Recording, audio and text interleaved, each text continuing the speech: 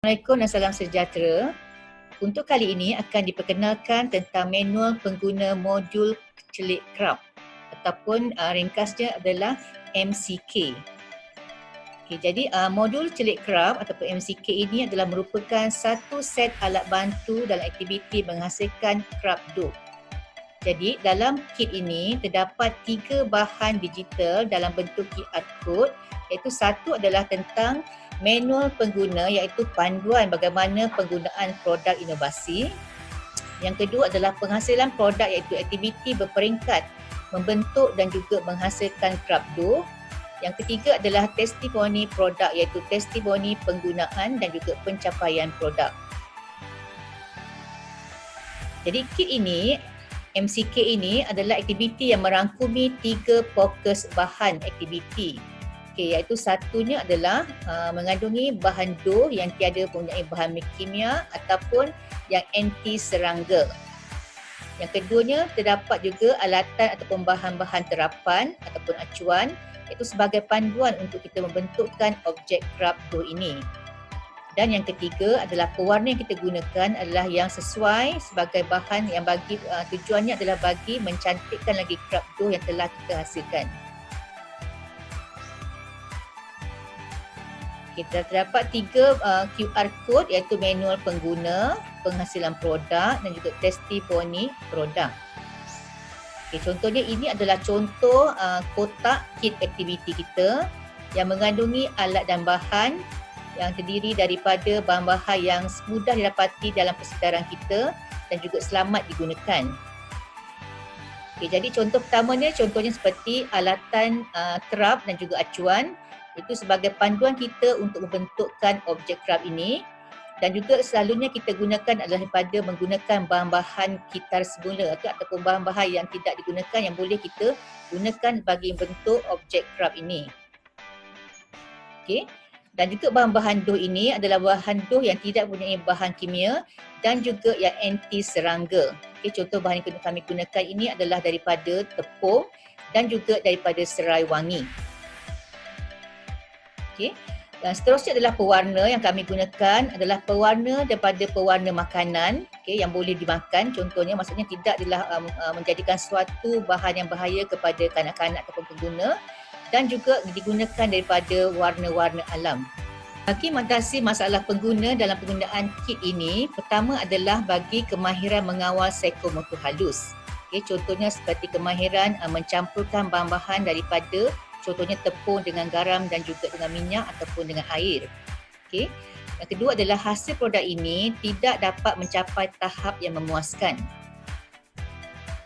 Hasil Crub yang dihasilkannya tidak kemas. Aktiviti membentuk Crub dough tidak pernah dijalankan selama ini sama ada di rumah ataupun di dalam kelas. Dan juga pencapaian murid bagi aktiviti ini yang melibatkan Crub dough. Crub yang dihasilkannya kurang berkualiti dan juga kurang memuaskan, dan juga keyakinan penghasilan produk yang agak rendah. Dan juga seperti juga serangan daripada serangga seperti semut dan juga lipas. Impak daripada modul cerik Crub ini, pertama adalah untuk meningkatkan kemahiran motor halus. Contohnya seperti mencampurkan garam dengan minyak dan juga air. Di mana pelajar akan menggaul, meramas dan sebagainya untuk menghasilkan dough yang menarik. Dan juga guru dapat memberikan tumpuan dalam PDPC ataupun pengajaran dan juga pemudahcaraan. Dan juga dapat membantu murid-murid yang berkeperluan khas bagi menghasilkan Crub yang lebih mudah dan juga yang menarik. Kerana projek ini adalah agak ringkas untuk dihasilkan. Dan juga berkemampuan menginovasi, menjana kemungkinan baharu dan juga dapat mencipta atau mencetus idea atau pengetahuan baru bagi menyuburkan kemahiran berfikir pelajar. Selain pada itu, MCK ini amat sesuai untuk pengajaran dan juga pemudahcaraan pendidikan khas bagi merangsang deria motor dan juga kekreatifan.